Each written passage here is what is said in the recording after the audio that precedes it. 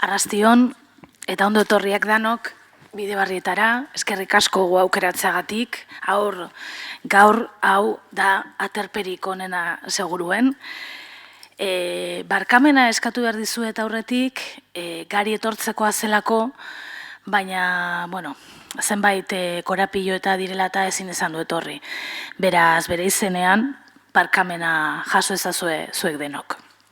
Bueno, gaur gurekin, musikari bi, sortzaile bi izango dira, oso ezagunak biak, belaunaldi ezberdinekoak, eta gure asmoa da hizpide garbi bat izatea, literatura eta musikari buruz hitz egitea, hau da, literatura eta musikaren uztartzea hitz egitea nolabait esateko. Roberto Mosso eta Mikel Urdangarin, Roberto Mosso hemen erdian dago, bera Santurtzen jaio zen 1960an, Zaramataldeko abeslaria izan zen hasieratik amaierara, idatzi izan ditu artikuluak, idatzi izan ditu liburuak, idazten ditu artikuluak eta liburuak oraindik ere, Radio Euskadiko langilea da duela urte asko, kazetaria da, eta jarduera biak lotu zituen, hau da kazetaritzarena eta musikarena, Loreak Zaraman izeneko, bueno, uste du lehenengo blog bat izan zela eta gero liburu bat, ez? Hori da, hori kaleratzerakoan, bertan kontatu zituen, Zarama urteak, bueno, Zarama urteetan pasatutako zenbait gauza kontatu zituen, Arrastion, Roberto. Ahí va. Eta bere aldean, bere alboan, Mikel Urdangarin, Zornotzan jaioa 1971an, kantaria da, kantaria aspalditik aukeratutakoa da kantagintza bidea, aspalditik da kantari profesionala. Bere lehenengo lana Aitzetan izan zen duela urte batzuk, joan den mendean, Zaramataldea ere joan den mendekoa da. Bueno, uste dut begiratzen ari naiz, denak zaretela joan den mendekoak, ez? Bai. Ondo. 20. mendea aldarrikatuko dugu beraz. Aitzetan izan zen bere lehenengo diskoa eta momentuz azkenengoa margolaria izan da eta izenburu horrekin berarekin orain zinematokietan eta pantaila ertain txiki eta hundietan dago Iera Arantzabalek egindako filma, pelikula. Margolaria, esan bezala. Arratsaldeon, Mikel, ondo etorria. Bueno, hasiko gara galdera batekin, galdera behar bada luze batekin, baina, bueno, apur bat memoria egiteko balioko diguna. Zuek musika egiten duzue, baina musikak ere baditu letrak, gehien, uste dut ez daukazuela, doinua baino ez den letrarik, ez? Ode, kanturik, ez? Gehienak, 188 letra eta musika uztartzen dituen kantuak dira. Horan, nahi duke jakitea, eta danok nahi dugu jakitea, zen momentutan zuek topo egiten duzuen literaturarekin. Roberto, esate baterako. Bueno, nire historia ez da oso originala, horretaz hitz egitean. Txikiten hasi nintzen, Los Cinco eta Guillermo eta horrelakoak irakurtzen, ez? Gero eskolan sorte handia izan nun, justo beste irakasleen artean literaturana oso ona izan zen, Julio Cermeño, hilda dagoela, gizajoa oso gazte hil zen, baina berak lortuzun gure artean hori literaturaren grina sartzea, ez? Antolatzen zituen eztabaidak eta horrelak, normalean liburu bati buruz, ez? Berak agintzen zituen liburu batzuk irakurtzea, eta gero eztabaidak egiten genituen klasean da hori, eta horrela hasi nintzen Miguel Delibes, eta Cela, eta Sánchez Ferlosio, eta klasikoekin bebai, Lazarillo de Tormes, eta horrela, ez? Euskarazko literaturarekin askoz beranduago hasi nintzen, uste dute lehenengo liburua izan zala barnetegi baten gainera itxasoak ez du esperantzarik edo, Luis Aramburu Altunarena, eta izan zen niretzaten nahiko aspergarria zen. Gainera, ohitura zen Baskalostean irakurtzea, eta karo, Baskalostean irakurtzea, eta gainera euskara oraindik proiektu bat izaten, zen gogorra benetan ez. Nire oroitzapena oso gogorra da. Eta, bueno, gero torriko ziren Arantxa eta Bizkaia, eta Txaga, eta Sarri, eta besteak, ez. Eta, bueno, era paralelo batekin hasi nintzen musikarekin. Guzti hori gertatu zaion bezala, ezta? Txikitan entzuten dituzun diskak, eta gero, ja, nera bezaroan edo, hasten zara zeure gustukoekin, zure nortasuna indartzen, eta ja, zuk aukeratzen dituzun diskak erosten, ez? Rolling eta Jethro Tull, Santana eta besteak, gero punk mugimendua, nolabait punkarekin hasi nintzen pentsatzen, nire belaunaldiko hausa bat sortu azala, ez? Ja, nirekin zuzenean zerikusirik zeukana, eta ez nire anai handiarekin. Eta, bueno, denborarekin sortu zen Zaramataldea, eta pentsatu nahi dut, esandako guztiarekin eta beste hainbat gauzekin, ziurazki nolabaiteko nahasketa sortu zen horrez. Pentsatu nahi dut nik, beste batzuk igual kanpoan geratu ziren. Baina, bueno, gero jarraituko dute guzti hau osatzen. Mikel. Roberto Fuerte dator. Bueno, nik ere, nizu baino gazteago naiz eta pixka bat. Nahiko. Hori ez da ingo zeharik, ez? Beste, ingo meritorik ez da gortan. Baina, konpartitze ditut ala da ustez zuk emandako referentzia asko. Esan dituzun izenburu asko, batzuk alabeharrez ikasitakoak, Lazarillo eta Bestiak, Platero eta horrek alabeharrez irakurri genituen, baina nire gustuko literatura dator komikien bitartez, Mortadelo eta Filemon, Zipizape, famosas novelas, Jabato, horre guztiak, horiek irunzten ditu nire txikitan, lehenengo esperientzi sakon eta intenso eta iaia tragiko apatxi errementariarekin gertatzen da, 500 bat aldidan idazten dut, zigor bezala, nire ikaskideak bezala, ezta? Tamalgarria da, baina ikastolan zigorra hori izaten zen, apatxi errementaria idaztea. Eta seguramente horrek ere, horregatik gustatu zaiten beste, igual, errementari pelikula.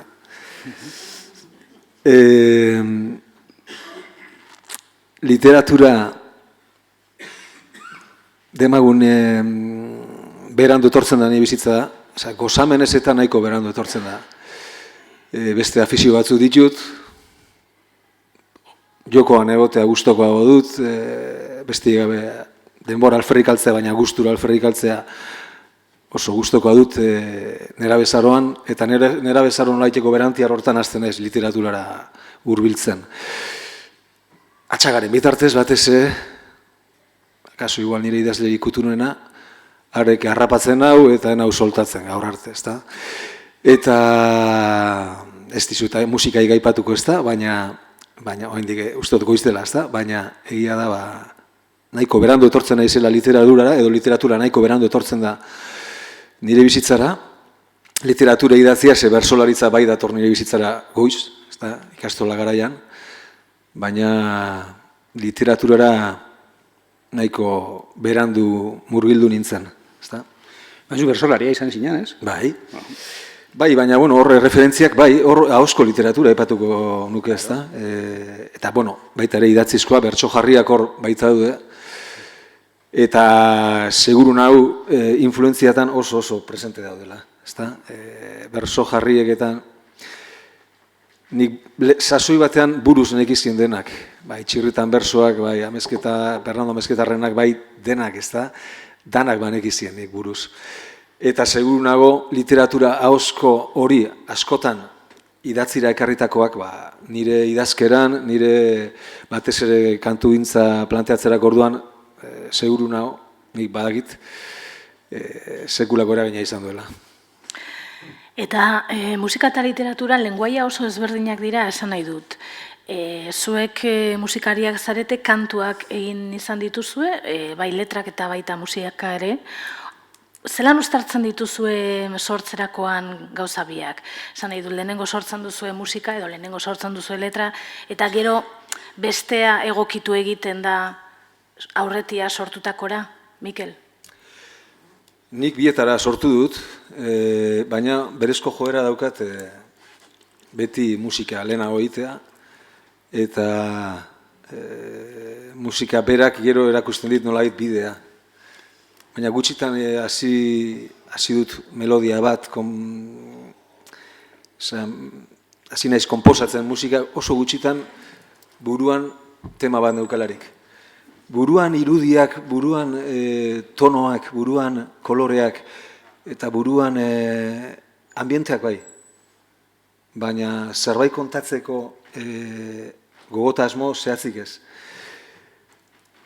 Ostera bai etorri zait, bersolariz eta idazlez zorionez inguratuta egon naizelako eta oraindik ere banagolako tarteka etortzen zaizkit testuak, emandakoak, beraz iaia bide erdia eginda, eta hala ere konposatu dut kantu asko, ezta? Bueno, gutxiengo dira nire kantutegian, baina hala eta guztiz uste badirela batzuk, ezta?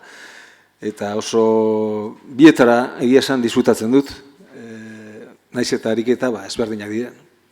Eta horrek zer esan nahi du, jasotzen dituzunean bertsolarien edo beste idazleen letrak ez dituzu ikututzen? Ez dago egokitzapenik, bere horretan geratzen dira? Inoiz bere horretan geratu dira, eta inoiz haien baimenarekin,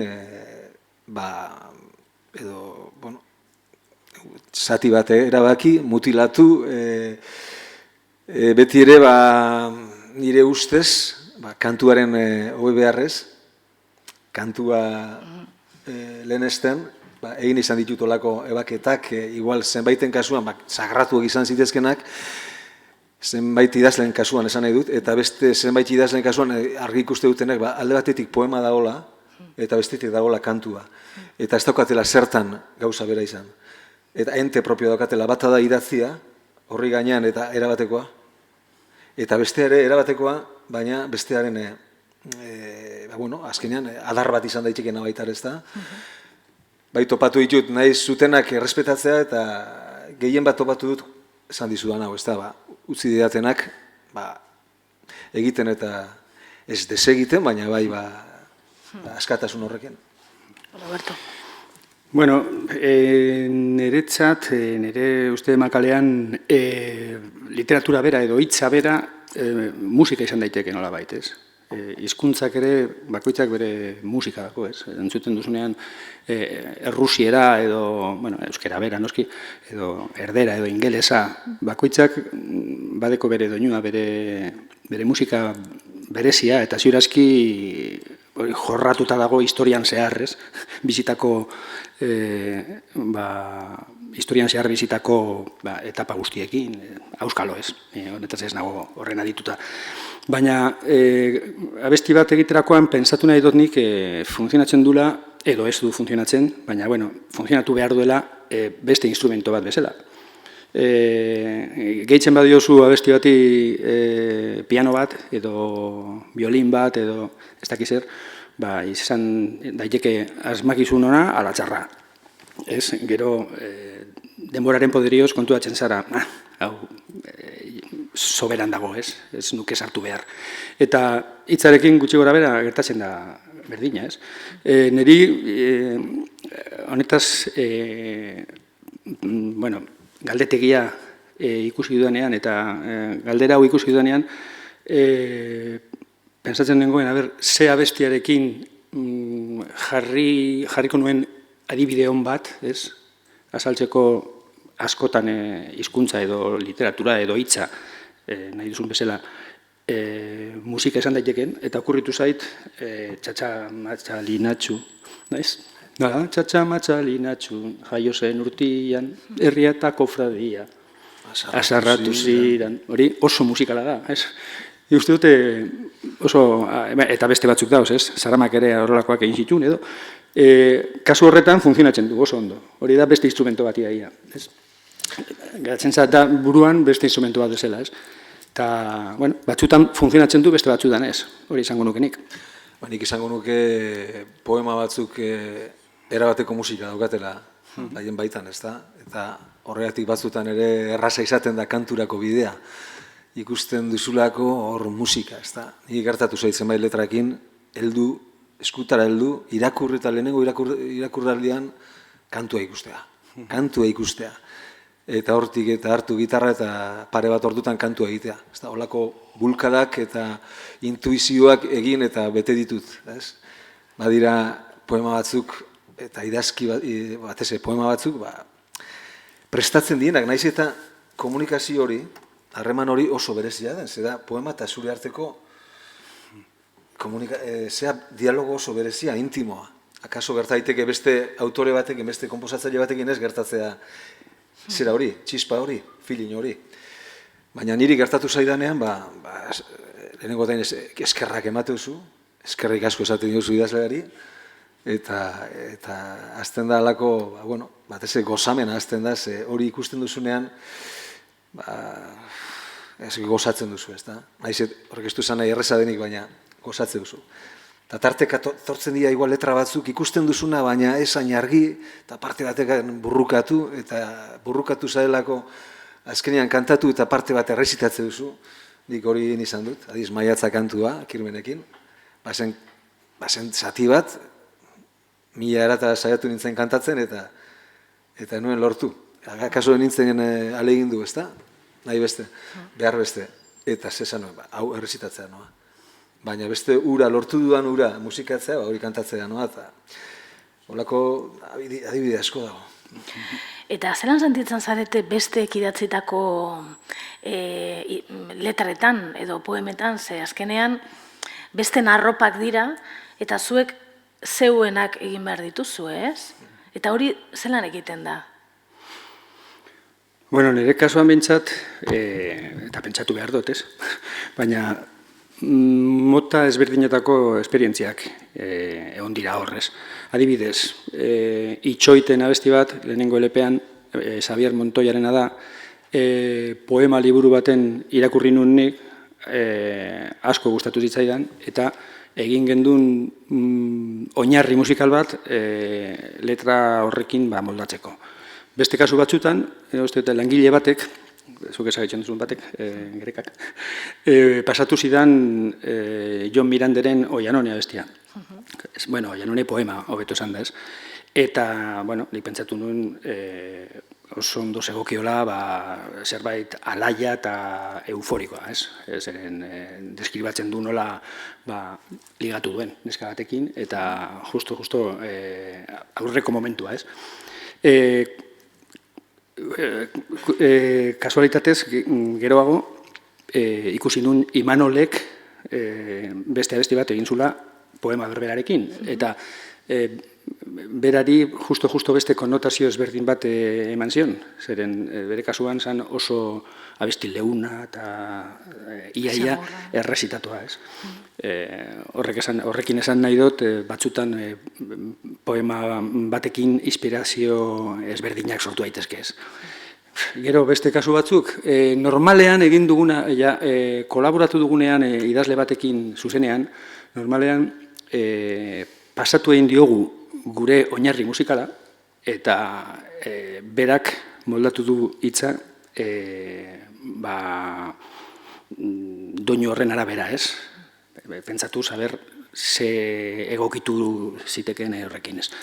Normalean horrela landu dugu, eta gero, egon da hor lan bat, eske, niri iruditzen zait hau luzeegi geratzen dela, moztu dezakegun, porque ez da geratzen ondo musikalki hau horren luzea sartzea, eta... Eta horrez tabaidak. Bai. Adosten duzu nola baitez, eta sentitzen dut, baina estrofa azken, Mikelek esan duen bezala, azken estrofa osoa kenduen behar da. Baina nola kenduko duzu hori ezinbestekoa da, eta niretzat soberan dago, eta horrelako eztabaidak sortzen dira, ez? Batzutan onerako, beste batzutan txarrerako, pentsatu nahi ditundik. Zu, Mikel, zelan dara mazu? Nik, 2000 urtetik ona daukat Jon Maia zerratuta daukat nirekin oso modu leunean, baina haserre, esan nahi dut. Haserre leunak gehiago irauten du haserre bizia baino. Asko sobeto gestionatzen da, eta eramangarriagoa da, ezta? Eta zergatik, egin genuenean kantu bat elkarrekin. Hain zuzen, Felix Inurrategi hil zeneko ura eta sortu genuen non geratzen den denbora, baina berak bazeukan, estrofak letra eginda bazeukan. Eta nik letra horiekin kantua ikusi nuen, baina leloa behar nuen, estribillo bat behar nuen. Nire ustez kantuak behar zuen estribillo bat, eta bere ustez ez. Baina, karo, konposatzailea ni nintzen. musikarena. Eta mutila hau egoskorra da, baita ni ere. Eta san, etxitzea edo ez da, eta kasu honetan nik oso argi neukan, estribilloa behar zuela. Berak esaten zuen, estribilloa, hori entzazu musika. Melodia bat, musika, hor, ez da zertan kantatu behar, eta nik esaten, hau kantatu beharra dago. Nik ez dut idatzeko, esan zian. Bale, nik idatzeko dut. Eta idatzi nuen estribilloa. Egia da estribilloak ez daukala estrofa bezain besteko edertasunik, hori zuek eta nik badakigu, baina jendeak azkenan kantu bat ikusten du. Eta ez dago pentsatzen ze parte dan ederrago, ez da? Olako eztabaidak izan ditut, olakoak gutxi, baina izan ditut elkarrizketak eta gertatu zait adibidez kantu bat enkargatu, letra bat enkargatu, eta idazleak emandako usta hori ez gustatzea. Eta hori oso gorra. Gustoko duzu idazlea edo bersolaria eta esaten diozu, esan behar diozu, haizu, ena konbentzitzen. Hori oso gorra da, zerbaitegatik jo duzu berangana. Eta baina inoiz gertatzen da, hain da harreman intimoa, musikarena eta norberaren artean gertatzen dena, oso modu egokian sartu behar dela letra, ezta? Eta holakoak bizi izan ditut, eta, burrukatxoak ere bai, azkenean hola inoiz etxi izan dut, inoiz, gutxienetan, baina inoiz esan dut, venga, bai, hola ikusita ezintasuna, eta inoiz sakrifikatu dut kantu bat, uste dut, enuela ondo egin, behain izan dut.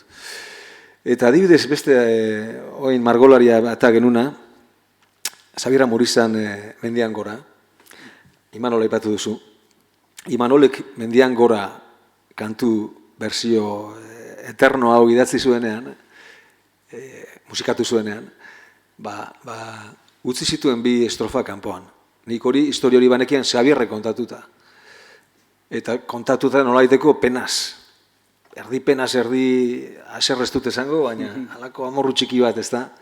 Bere ustez, kantu hori bete gabeko zerbaiten seinalez delako, ez da? Beti gogorazten zion kanpoan utzitako bi estrofak, berantzako ezinbestekoak. Eta esan nionean, eta hor dator adibidez, musikak eta letrak zenolako harremana izan dezaketen. Imanol egin zuen mi menorreko kantu bat ederra, solemnea, sarkorra eta melodia ederrekoa, eta ni behintzat maite ninduena, eta nauen oraindik ere ez da, baina joera menorra, sakona, eta igual nolaiteko tristurara jotzen duna, tristura eder bat, esan dezagun. Eta nik letrak entzun, eta nik ikusten nuen bizitzari kantu bat, alaitasuna ikusten nuen, ez da? Hiltzen naizen gauean behintzat eizu elola zai, kantatu nahi dut bizitza, ez da?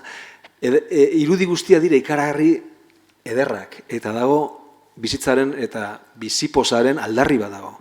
Orduan nik beste kantu bat ikusten nuen.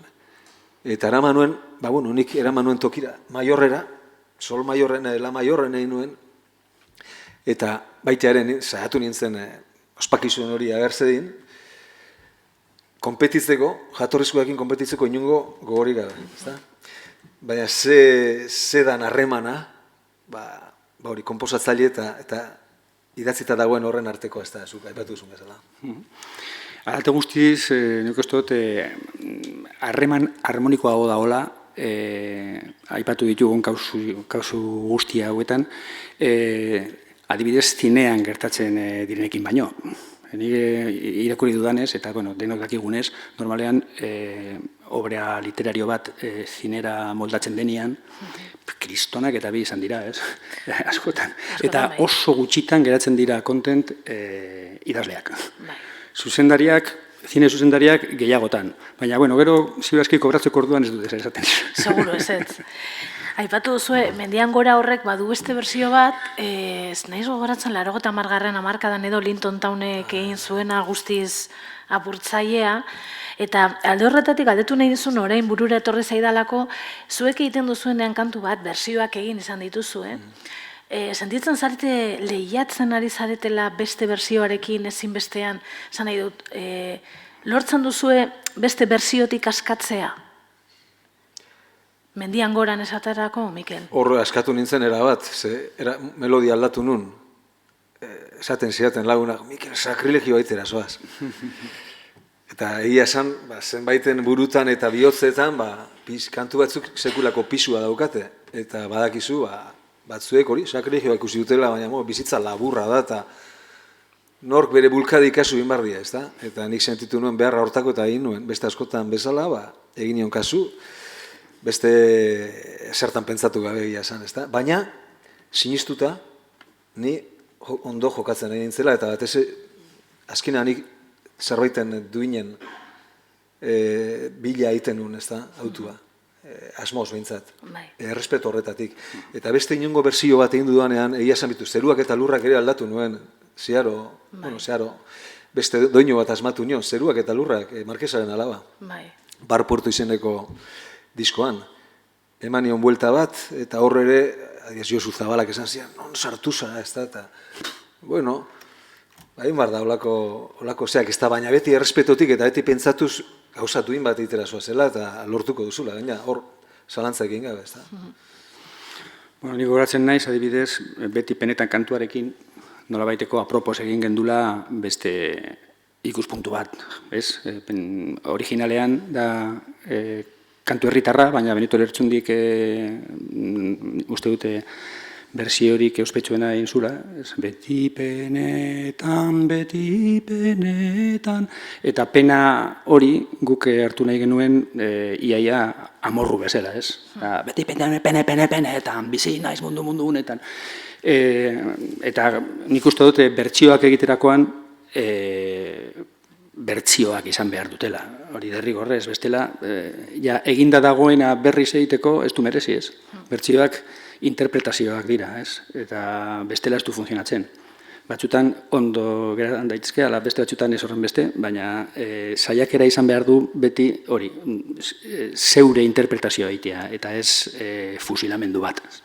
Gauze mutan eta gaitzetzen, nik uste berzio bat, berez ja gertatzen da, berzio bat, zure ahotsa jartzen dizunan kantu horri. Hor, ja, eman diozu ja zeure zigiluik eta potentena, zeure ahotsa. Beste askoz gauza gehiagotan pentsatu gabe. Esan nahi dut, Roberto, zuk hori kantatzen duzunean, edo nik kantatu izan dudanean beste kantu bat, askotan nik pentsatu dut, neure ahotsa emango diot, neure ahotsa eta neure interpretazioa.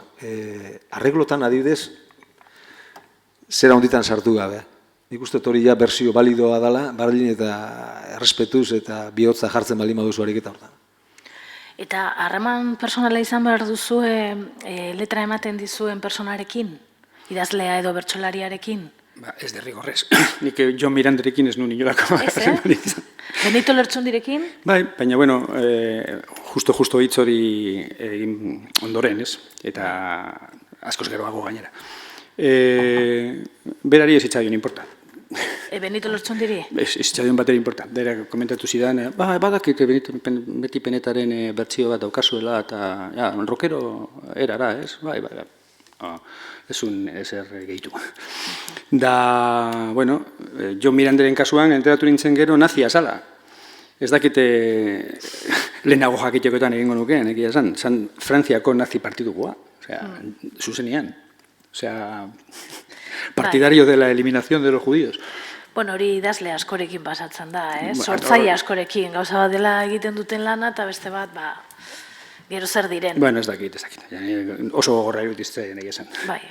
Baina, bueno, eta beste batzutan, bai, adibidez, Edorta Jimenezekin, elkarrekin egon gintzen lanian, eta moldatzen, eta gauzak aldatzen, eta hori, eta gainera gustora, Jesus Etxezarragarekin, bai, Xabier Euskizerekin gutxiago, berak komentatu zidan, oie, zuk gustatuko leitxadak Zaramaren txata besti bat egitea, doinu bat pasatzen bai dazu, usten badiazu froa egingo dizut. Eta gero, gustatzen bazaizu ondo, eta ez bazaizu gustatzen, gordeko dote kajoi batetan, eta kitxo. Zer iruditzen zaizu, primeran.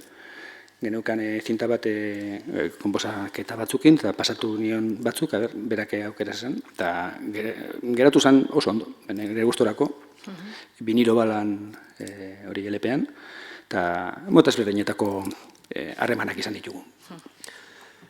Ni nire kolaboratzaileak normalean egunean izan dira lagunak, eta taberna lagunak demagun, ez da? Adiez, krimen gana sekula nuke joko, lehenago amarnak aldiz egon ezean espagina, festa giroan demagun. Eta gauza bera esan dezakituna Iturriaga, Igor Elortza, Jon Maia, Iñaki Aurrikotxea, Arkaiz, Estibaiez bat, egia esan horre guztiak izan dira taberna lagunak. Mila farra, ez dut esango mila asko da, baina bizitzaren zea horiek, gozamen horiek elkarrekin gozatutakoak, eta uste dut horrek asko balintzatzen duela ni besteik gabe haien gana jotzea, baita ere haiekiko miresmena, eta idazteko dokaten erraztasuna, ez da? Taberna lagun bakarra, izan ez dana, emakumea da. Laguna.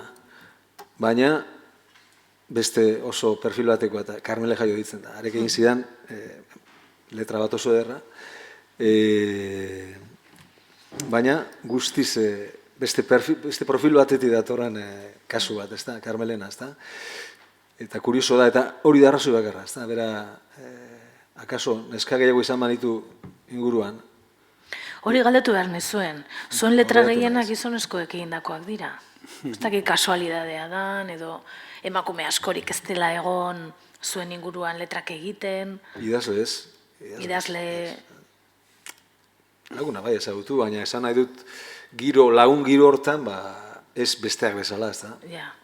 Eta horrek nire kasuan asko balintzatzen du. Nik oso modu arraroan jotzen dut, adiez, Maialen Eugebio ezagutzen dut, baina ez gara egoten elkarrekin. Asko kostatzen zait telefono hartuta ditzia. Behar dut, oain arte behintzat, gustura ingo nukez, emakume hori ikaragarria da, ez da seguru nago gauza garra ingo lukela. Baina orain arte beti jo dut, auzokoari gatza eta arrautza nola eskatzen zaion, hola. Bagia da, me lo tengo que mirar. Pentsatzen ari nintzen lehen, egin duzu berba txatxa matxalinatxu kantuaz, eta niri gogoratorri zait Iñaki Zeurrun dago Kamerun, ez dakit zuek kantuak egiten duzuenean, eta gero, halako batean arrakasta izaten duzuenean, badakit arrakasta ez dela gauza bat pentsatzen dena, berez dator eta ustekabean harrapatzen du normalean sortzailea ez, baina ze harreman izaten duzue gero zuek arrakasta izandako kantu horrekin?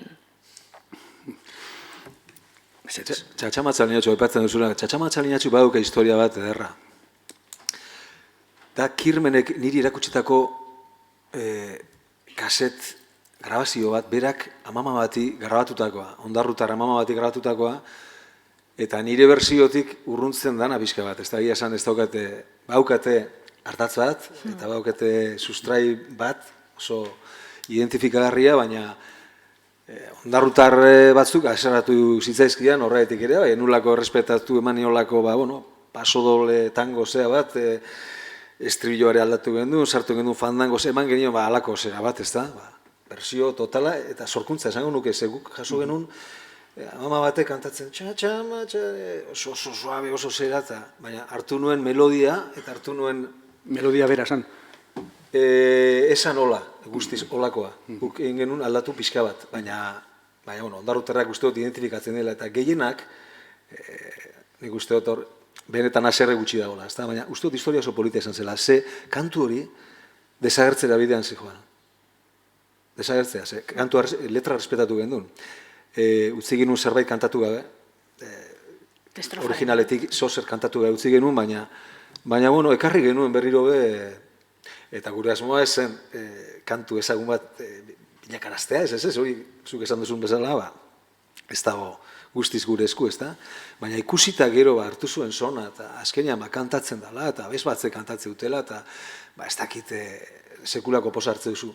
Sentitze duzu, hilzorian zegoen zea bati bizia eman diozula berriro, eta gauza derra. Bueno, motaz berdineko esperientziak izan ditut ere, ez?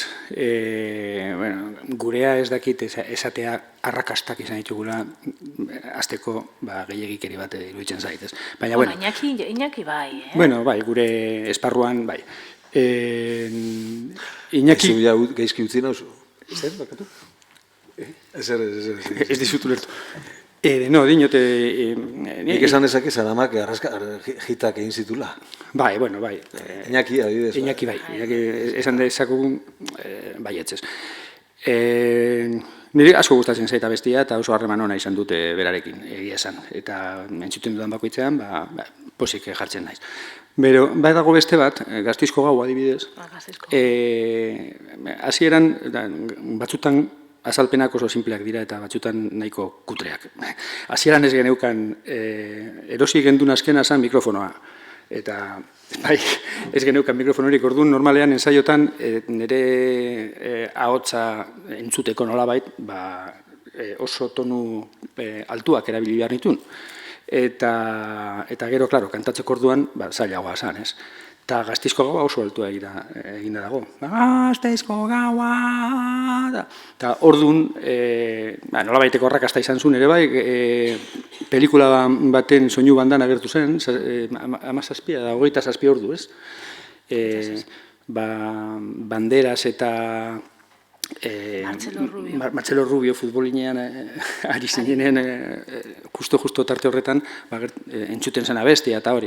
Eta, klaro, errepertorioan zegoen eta beti jotzen gendun, baina hurbiltzen zen bakoitzean pentsatzen Gaztizko Gaua, la madre que la parió. Eta gainera, estarria gaizki baldin banuen, akabo. Netxatzen nolabaiteko zigorra bat, ez?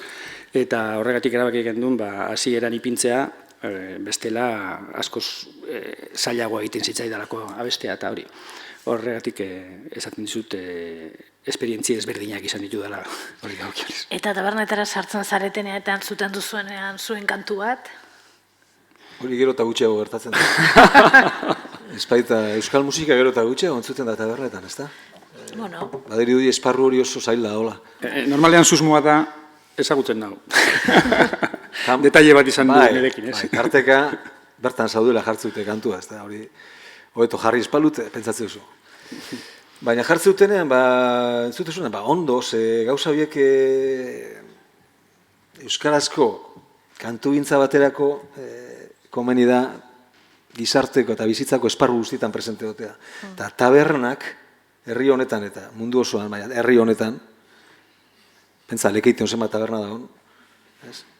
Esan nahi dut, eta Lekeiti igual ez da kasu, baina Lekeitian bai gerta daiteke, euskal kantagintza desartzen nahi dela tabernetatik, ez da? Eta... Lekeition bakarrik ez, eskorra naiz, ni baikorra naiz izatez, baina tabernekin, hor tabernetan dirua egin behar da, eta ez dakiz epertatzen duten jabeek eta, ez? Baina ni pena ematen dit. Zaila ikusten dut, esparru hori irabaztea, baina, bueno, ez dut guztiz galdutzat ematen. Hori da beste gai interesgarri bat, igual beste txarla baterako, ez? Segatik hemengo tabernetan entzuten den horren euskal musika gutxi. Hemen suposatzen da abertzaletasuna oso zabalduta dagoela eta bar, baina jaten pasara adibidez Andaluzia aldera, beraien musikarekin daukaten harremana askoz ez dakit, estuagoa da. Tabernetan entzuten da beraien musika. Zaletasun hori daukate. Zu Granadan taberna zoaz, eta oso erreza da bertoko musika entzutea. Hemen arraroa da. Eta gainera, entzuten den tabernetan, taberna konkretuak dira, ez? Nahiko, bueno, denok dakigu ze motako tabernak izango diren. Segatik, ez dakit, egia esan. Eta beti izaten dira gainera askotan, 80 eta 90 hamarkadako euskal musika, ez? Taberna horietan, esan nahi dut. Baliteke, bueno, garai baten entzuten zen gehiago, hori egia da. Entzuten zen gehiago, nire goratzen naiz, garai baten Urizarrean, bai Gasteizen, bai Bilbon, bai Donostin edo Iruñan, bai, entzuten zen euskal musika gehiago. Edo zein lekutan entzuten zen ertzainak edo barrikada. Uste dut, hori lehundu indala eta gero eta gutxiago. Gasteizko alde zarrak eusten dio. Bai, eusten dio, bai. Zuk taberna daukazu. Ez dituzte berriztu, hainbeste, Zer jartzen duzu tabernan? Ez ni naiz egoten, eta saiatzen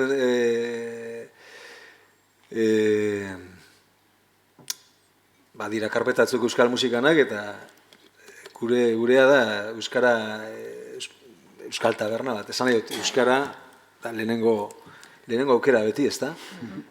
Lehenengo aukera, lehenengo hitza euskaraz izaten da, eta musika izaten da denetarikoa, euskarazkoa bai, baina ez da be, pentsasa zuen nire taberna hortan dana balitz Ruper, Benito, osea, ni nagonean debekatuta da honi nire musika jartzea.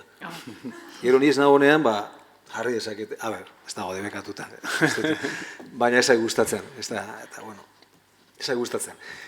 Baina bai, bueno, hori anedotatxo bada ez da, baina hori ikusten da, zenbait alortan konpetitzea oso zaila daula. Gure gaira itzulita, 2016 urtean gizon batek, hemen egon behar zuen gizon batek, Robertoren arabera, Bob Dylanek, irabazi egin zuen Nobel saria, literatur Nobel saria. Izugarrizkoak eta bi esan ziren eta entzun ziren. Zuek zer uste duzue? Kantuak literatura dela? Bai, segatik ez? Nik aldetzen dut, Bai. Bueno, kantua literatura da, kantua izan daiteke literatura, eleberria izan daiteke literatura, poema liburu bat izan daiteke literatura, igual beste batek esango du, eta nea ausartuko nintzateke esatera, badago novela batzuk, igual ez direla literatura, ez? Literatura esaten dugunean esan nahi dugu idatzi, maila honeko idatzi bat edo ez, edo, bueno, igual era zabal batean esan daiteke, bueno, literatura da dena, zerbait idazten denean, literatura da. Beste batek esango dizu, ez, gauza bat da literatura eta beste gauza bat da junta letras, ez. Debate hori beti, eztabaida hori bete dago mai gainean. Baina dudarik gabe, trobadorena literatura zan, nik uste dut gaur egun denoko onartuko genukela, ez? Juglarrak eta horrelakoak eta klerezia eta literatura egiten zuten, ez da? Eta behintzat horrela ikasten dugu gaur egun. Gero, beste gauza bat da, literatura ona ala txarra den. Dylanen kasuan oso bitxia izan da gauza, ez da? Badago nolabaiteko eztabaida hor, baina gutxi ausartu dira iritsi batzuk jende horrean esaten, ez? Normalean, entzun ditugunak ez dut gero adibidez periodiko batetan edo ez dakit, publikoan ez da esaten, ez? Batzuk esaten dute, baina badago beste idazle batzuk igual gehiago mereziko luketela, ez da? Igual bizitza osoan zehar novela potoloak egiten eta jotake zutagar hor egunero idazten eta gauero eta gero, adibidez, Dylanen... Murakami esaten. Eta zerrenda oso luzea izango litzateke ez, Dylanen kasuan bere obra osoa liburu batean kabitzen du. Badago hortik eskaparatetan ikusten da, eta Dylanen obra osoa, eta liburu bat, liburu potolo bat, baina liburu bat besterik ez da. Eta batzuk esango dukete, hori, liburu bakar batetan kabitzen duen obra bat, Nobel saria merezitzeko, Dylanen kasuan nik uste dute konpara daiteke, hori trobadorekin eta juglarrekin eta horrelakoekin, berez, emandako arrazoia, akademiak eman zuen arrazoia oso zehatza da. Uste dute, gainera idatzita ekartzen nuela, dinote nik eserrez gehitzeko, ez? Zan,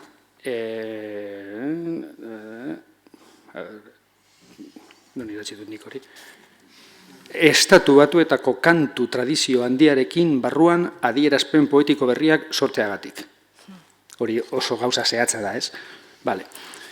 Guzti hau egia da eta ziurazki mereziko du, baina beste gauza bat gehitu behar dut, guzti zintzoa izateko. Nik susmatzen dut, beste kasu batzutan bezala, akademiak igual horregatik egin duela, baina ere bai, nolabait beraientzat ere sari bat dalako, ez? Akademiarentzat. Batzutan, sariak ematen dira, badakizulako kriston pareko ospea izango dela zuretzat. Erreperkusio berezi bat izango dula, oihartzun berezi bat izango dula, zuk egiten ari zarenaren ere bai, ez?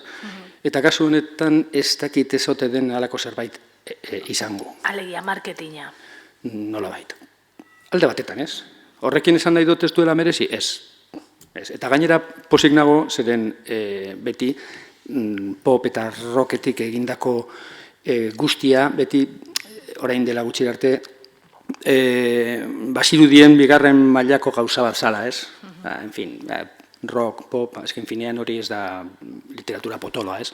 Eta Dylani esker, ziurazki hemendik aurrera aldatuko da pixkat gauza. Baina hori, nire pentsaeran gauza guzti hauek dauz. Mikel. Nik uste dut Dylanen gaineko eztabaida artifiziala ez dut esango, ze benetako izan zen, ezta? Erreala guztiz. Baina oso argi daukate, hola sentitzen dut behintzat, galdera izan baligute, eta izan balitz, alegia, Nobel sariri jaso gabe, protestatu zuten idazle guzti hoiei, batez idazle, jendea izan baitzen. Egiten badiozu galdera hori, Dylanen obra, literatura konsideratu daiteke, saria jaso gabe, eta elitzateke ez bairik egongo, hori da nik sentitzen duena. Baina saria eman zioten, eta eman zioten berari, eta ez beste asko, ez beste askori, ez da, hautagai potentei. Eta hor sortzen daia beste sentimendu bat. Baina nik oso argi daukat espalitze egongo, sari hori, existu izan espalitz, elitzatekela ez bairik egongo, Dylanen obraren gainean. Oso argi daukat. Eta hor, eta bestetik, literaturak zer dauka. Kantu bat, literatura izan daiteke, baina eleberri bat ezin da musika izan. Esan nahi dut, musika... Eta poema bat? Poema bat, kantu bilakatzen denean musika bilakatzen da. Bilakatzen da kantu bat, eta beraz musikaren parte. Baina literaturak adarroiek ditu, zer eta beste eremutara heltzeko eta parte izateko, musika aldiz ez bada gai bezala, jorratu gai bezala, ezin da, ez da esparru ezberdina dira. Hori nik uste dut, eta ni beha ados nago, eta ni postu nintzen Dylani emateaz, eta ni eman izan baliete edo beste badira idazle on asko hortik, ez da, kantu gileak. Baitxar, ez da, baina jakinda, hori musika, kantu bat, nola musika den, liberri bat ez da, esparru ezberdina dira, elkar lotzen dira, elkarren parte dira batzutan, baina nitzako mundu ezberdina dira. Eta zer da, genero hibrido bat kantua, esan nahi dut, ez da literatura eta ez da musika. Kantua zer da? Genero hibrido bat? Bueno, horrelako ez dakit, azterketak egiteko ziurazki ni baino adituagok izango diran, ez? Azken finean, nola deitzen dion gauzei gutxinengoa da. Ez da oso, nire gusturako ez da oso importantea. Gauza bat esango dizut, hori bai. Nik ez dakit hibridoa da izango den, ala ez, baina kantu bat egiten duzunean, normalean sensazioak, sentipenak komunikatu nahi dituzu. Eta nire kasua behintzat, hori, sentipen horiek zuzenean emateko, kontzertu baten, zuzenean emateko esperientzi hori, oso ikaragarria da. Iaia konparaezina, bueno, konparaezina, nik ez ditute esan bizitza honetan izan daitezken esperientzi guztiak, zirazki egongo da beste batzuk askoz gogorrakoak eta gomendagarriagoak, baina nik bizitako esperientzien artean hori da aparta. Adibidez, bildur naiz abestia kantatzea momentu batean dakizunan giroan badagola nolabaiteko beldurra, eta beldurra ez dakite sentitu, maskatu behar da, osea, daiteke momentu hortan, eta hori, hitz hori tensio horrekin janztea eta zuzenean ematea momentu konkretu horretan, esperientzia hori gainera ez dela errepikagarria, zeren beste egun batetan ja beste esperientzia bat izango da, hori da esperientzia aparta. Eta oso gomendagarria, eta ez dakit nola deitu, ez dakit hibridoa den, ala literatura, ala musika, ala antzerkia, badeko antzerki puntu bat, bai, ez? Baina, azken finean, etiketena beste bati dagokio. Baina esperientzi bezala, pentsatzen dut nik oso interesgarria da. Bai, ados, ez da, Robertokin. Nire ez du sekula gogoetarik egin, ez da, kantu bat da kantu bat, eta zer da kantu bat, esatezu, ez da? Poema bat. Hola pentsatzen zu, ez da, ezoaz, asko zaratago ezoaz. Kantua normalen dauka musika eta dauka hitza. Eta ikusten duzunean, Robertok esan dako hain lotuta, kantuak, alegia, esaten dunak eta nola esaten den. Esango nuke musika ere badala nola esaten den. Hor magia sortzen denean, hori egia esan... Ez dela beti sortzen. Gauza beti ere ez da sortzen, egia da, gertatzen denean gauza handia da. Bueno, hemen mikrofono bat daukagu, norbaitek galderak, iradokizunak, hausnarketak, bestelakoak egin nahi baditu, egin nahi badizkie Mikel eta Robertori, orain daukazue aukera, mikrofonoa hemen dago, beraz eskua altxatu, hausartu, galdetu. Nik baditut galderak, prestatuta oraindik ere egiteko, baina ez dakit, zen ahotsa aldatzeko, ez haudete oso animatuta, ez? Asko kostatzen da galdetzea publikoa. Ikaragarri, herri hau horrelakoa da, lotxatia. Baina herri hau eta ondoko ere bai, Ondoko ere bai? Nik uste bai. Ez dakit, hau bai. Herri osan, esan iduzu. Baina uste dut ez dela mikrofonoi behar gaur, galdera bat itxeko, ez? Zuten da oso. Bueno, mikrofono batekin asko sobeto entzuten da. Gauzak erraztearren. Hori da, erraztearren, ez da besterik, Bueno, nik galdetuko dizuet. Zuek nondik arrantzatzen duzue, nondik tiratzen duzue kantuak sortzeko? Lagunak esan duzue, baina lagunak eta farrakideak ez daudenean, zeri heltzen diozue? Zerk inspiratzen zaituzte? Nik adibidez, azkeneko diskoa hartuta, adibide,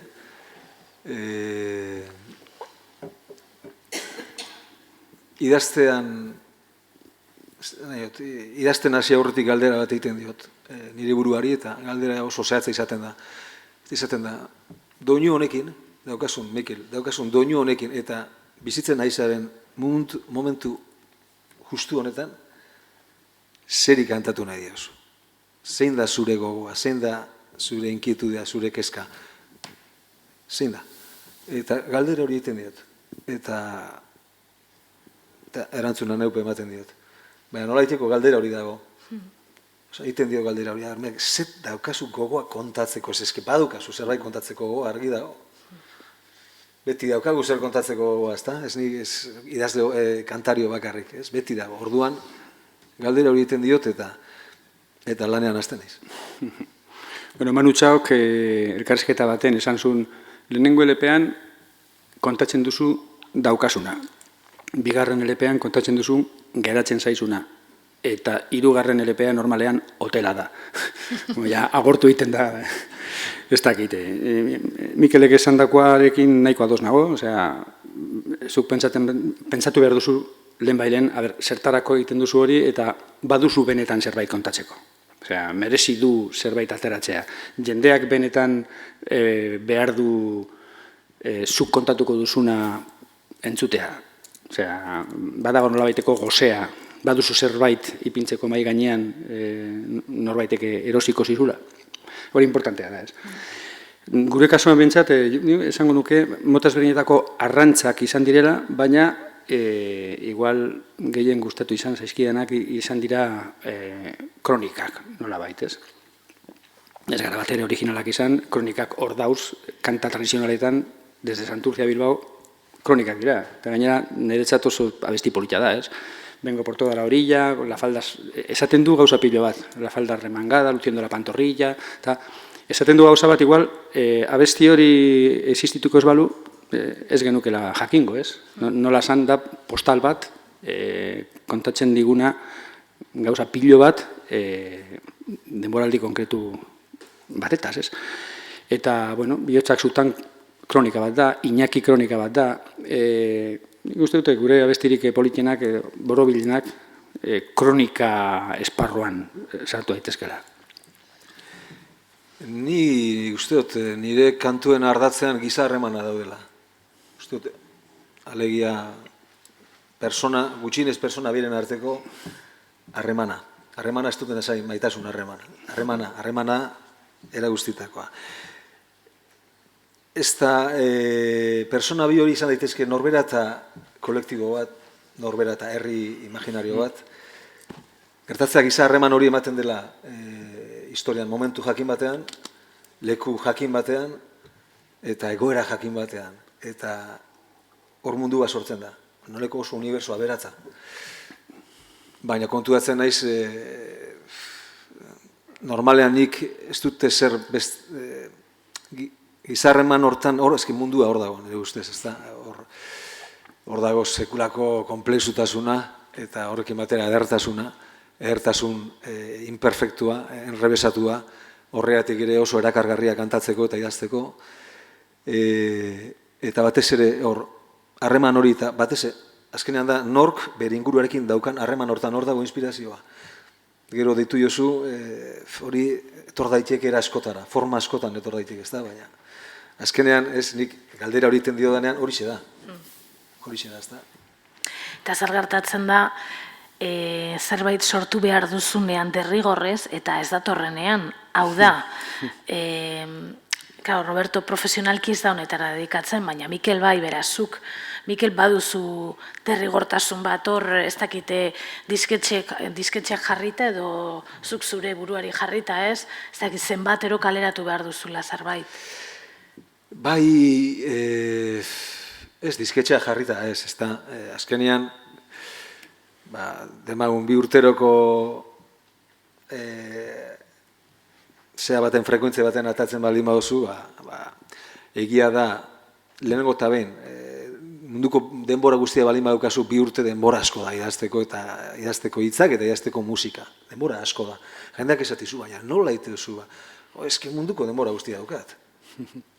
Eta gauza gehiago ingo nituzke, baina ez dago jende irik hau asimilatzeko.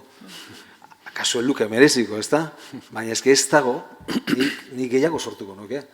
Baina ez dakit hori hona den, baina esan nahi dut nigaitik gehiago sortuko nuke. Eta sartuko nintzen 1000 movida. Hainbeste gauza egiten zaizkit erakargarri, ez da? Baina, bai, 2 urteroko hortan, nik aldi ez dutekin arazori. Gero, egia da, gauzako beto, edo txarra goin ditugula, azierto gehiagorekin, edo petralago, ez da? Nire nago, repaso bat ematen dio nire bilbideari, eta, bueno, zenbait gauzakin pozik nago, eta beste askorik genezain beste. Bai letra eta bai musika, baina, bueno, saiatu nintzen, edo saiatu izan naiz momentu, alik eta fidelena izaten. Roberto. Bueno, zuk ondo esan duzunez, ni momentu honetan ez nago mundu horretan, ez naiz profesionala, eta egia esan, inoiz ez dut sentitu derrigorrez egin behar nuela zerbait, ez? Normalean, gure kasuan behintzat oso lasai lan egiten gendun, eta zegoen presio handirik, ez? Inoiz ez dit inork esan, oie, datorren abuzturako LPA kalean egon behar da. Normalean, gure prozesua ezberdina zan. Normalean, rolloa zan, lantzen genituen abestiak eta LP bat osatzeko modukoa pentsatzen gendula bageneukala, disketxeari esaten genion, ez? Oie, badaukagu LP bat. Eta pasazitezken 2 urte, 3, normalean 3 urte pasatzen ziren, ez? Eta gero gai bat, Euskal Herritarroi bat ere gustatzen ez zaiguna, eta oso ezaguna dena, hain zuzen horregatik, eta da diruarena. Hau da, abestiengandik eskubideak kobratzen dira? Jakina. Zuek kobratzen dituzue? Bai, gaur egun ez horrek bestea, pero bueno, bai, kobratu dugu. Baina, ze izaten da, LP-ko edo abestiko, edo zer kobratzen da? Abestiko. Abestiko? Bai. Kontatu iguzue zelandan historio? Bueno, Holanda. mundu osoan ez dut antzeko dela. Zenbait herrialdetan industria aurreratuago dago, beste batzutan zainbeste, baina Europan gaudela, eta hola da, ezta? Roberto ondo esan duen bezala, kantuko eskubide batzuk baditugu, eta kantuaren arabera, eta nola funtzionatzen duenen arabera, zer oso importantea da. Kantuak berez ez du zertan dirurik eman, baina kantua heltzen danean merkatu horretan biziri baldin badago, normalean kantu horrek emateizu irabazi bat, logikoa denez, eta justua denez, ere bai, ezta? Ez que pensatu behar duzu, kantu bat adibidez, demagun famatua egiten dela, ez? Pelikula batetan entzuten denean, pelikularen onerako da. Zuzenean norbaitek bertsio bat egiten duenean, talde onerako, ere bai, onuragarria. Antzeslana baten erabiltzen denean, badeko bere etekina be bai, ez? Anunzio batetan erabiltzen denean, etekina. Irratian entzuten denean, etekina. Pentsatu behar da ere, autoreak ere nolabaiteko etekina izan behar du, ez? Claro, Espainia mailan gauzak horren txapuzero egin direnez, ez gaez ari gara. Bai. Ez gae oso espresatua dago, eta nik uste dut landu egin dutela, ez? Egin dira gauza batzuk direla lotxagarriak. Eta, klaro, badago nolabaiteko pentsadera hortik, harremanik baldin baduzu ez gaearekin, nolabaiteko batuzu lapurra izateko susmoa behintzat, ez? Eta hori ez luke horrela izan behar, ez? Herrialde anglosajoietan oso egoera ezberdinean funtzionatzen dute eta ez dute horrelako timoak montatu, ez? Hemen egia esan pasatu indira pilo bat. Bueno, baina gu gaina bazkideak gara. Bai, bazkideak gara. Bazkideak gara, beraz, ez gae gara, ez gaek gure eskubideak gestionatzen duen ente bada. Berez ez dauka irabazteko zeaik. Gure eskubideen komisio bat ematen du asko labur bilduta, ezta? Eta ez gaekin sartzen denean, eskenean ez gae hori da, bada artistak, musikariak eta besteko sortzen den mundu mailako, kasu honetan ez gae ditzen da, baina mundu mailako ente bat. Horri eskerra gainera, proiektu eta jende asko, bandak eta bakarlarik eta urteko soldata bat hartze dute askotan, eta askotan urte zail bat ondo lehundu era. Eta musikariek zer egiten dute, esantzarako zuek Zaramak kobratzen zuen diru kopuru bat, kontzertuko, Mikel Urdangarinek ere bai, baina Zaramaren barruan musikari gehiago daude, eta Mikel Urdangarinekin musikari gehiago egoten dira. Ez, baina ere kompositorentzat. Gure kasuan guztientzat. Ez naiz ez gaezari, ari naiz kontzertuako ordaintzeko orduan. Hori ere banatu egiten da, ez? Eskubideak? Ez, eskubideak ez. Kontzertu bat pagatzeko orduan, zuek kontratatu egiten da irudi bat, marka bat, hau da, Mikel Urdangari marka bada, Zarama bat marka bat zan, baina horren atzean jente gehiago egoten da. Esan nahi dut, hor banaketa bat egoten da. Azaldu nahi dudana da, hemen musikari izatea ez dela aberasteko bidea, ez? Baita, badago aberastu daiteke nik, eta badago bizimodua modu duginan atatzea. Nik, enago adoz negar horrekin. Enago adoz, egia da zaila dela. Baina beste edozein lurraldetan bezain zaila. Espainian oso zaila da. Eskozian oso zaila da bizitza egitea musikatik. Igual Frantzian errazagoa da, beste hor hobeto jokatu dute. Baina esan nahi dut oroar munduan oso zaila da. Zeure arteaz, zeure maite duzun hortaz bizitzea oso zaila da. Baina posible da, eta ematen dira adibideak, ezta? Eta bestalde, jakina, evento bat sortzen danean, ez ja bakarrik taldea baizik eta teknikari hor sekulako ekonomia bat dago atzetik.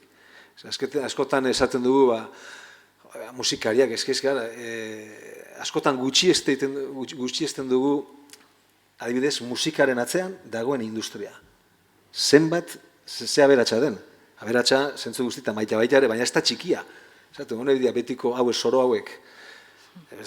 Famili pilo bat mantentzen da, musikan inguruan sortzen da industria horretan.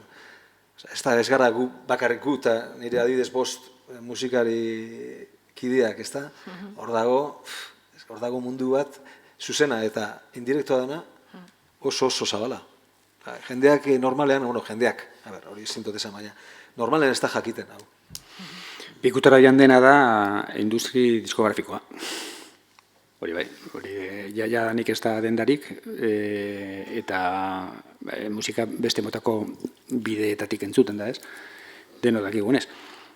Eta etekinak gehien bat, hori, nola da izen den, portaletarako doaz, ez? Eta ez musika entzat. Azken galdera bat egin nahiko nizueke, hau ez zegoen galdetegian, okurtu zait gero. Ze abesti entzuten duzuen eta gustatzen zaizuen, ze abesti gustatu entzuten duzuenean pentsatzen duze, zergatik ez nuen nik abesti hau egin? Txatxa matxalinatxu. Guzurrik ez esan. Segatik ez. Nire kasuan abesti pilo bat, Pilo bat. Zerrenda maigabea izango litzateke. Bai. Esatu baterako? Aspertzeko modukoa. Esatu baterako? ACDC adibidez AC/DC Bon Scottekin egin zituen gehienak, sinatuko nituzke gustora. Rolling Stonesen asko, Ramones, Pistols, Letteren batzuk, bai, eta azken bola honetan, hasi naiz musika latinoarekin askotan, da La Yegros edo Bomba Estéreo, eta jende askorekin gertatzen zait, askorekin. Bai. Eta zuri, Mikel? Oso galdera zaila zenik sekula ez dut. Bat aipatzea harren adibidez, Radioheaden Creep, hori da, bereziki onan ere gusturako. Barkatu. Ez, oso galdera zaila iruditzen zaidala, sekula ez diote nire buruari. Beraz, hau da, lehenengo aldea, iten dio dela, eta kantu asko zoragarri iruditzen zaizkit. Eta imaginatzen dut horiek zoragarri iruditzen zaizkidan guztiak gustatuko litzaidakela kantatzea, ez da?